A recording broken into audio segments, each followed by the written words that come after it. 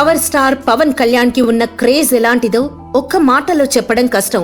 ఇండస్ట్రీలోనూ ఆయనకి చాలా మంది ఫ్యాన్స్ ఉన్నారు.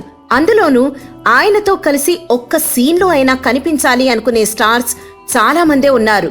హీరోయిన్ల సంగతైతే చెప్పనక్కర్లేదు. పవన్ చాలా రేర్ గా ఫామ్ లో ఉన్న హీరోయిన్స్ ని తీసుకునేవాడు. బాంబే వెళ్లి ఆడిషన్ చేసి మరీ కొత్త పాపల్ని పట్టుకొచ్చేవాడు. కనీసం ఓ 5 ఏళ్ల తర్వాతైనా పవన్ సార్ పక్కన ఆఫర్ ఇస్తారేమో అనుకుంటే ఇప్పుడే పిలిచేశారు అంటూ ఎగిరి గంతేస్తోంది ఓ heroine. Natural star Nani Majnu మూవీతో టాలీవుడ్ కి పరిచయమైంది అను ఎమాన్యుయల్. అమెరికాలో మోడలింగ్ చేస్తున్న ఈ మలయాళీ ముద్దుగుమ్మ ప్రస్తుతం తెలుగులో 2 సినిమాలు చేస్తోంది. రాజ్ తరుణ్ మూవీ కంప్లీట్ అవగా గోపీచంద్ తో ఆక్సిజన్ సినిమా చేస్తుంది. పవన్ కళ్యాణ్ తో త్రివిక్రమ్ చేస్తున్న సినిమాకి కీర్తి సురేష్ ని హీరోయిన్ గా సెలెక్ట్ చేశారు. మరో హీరోయిన్ క్యారెక్టర్ కి అనుని ఫిక్స్ చేశారు.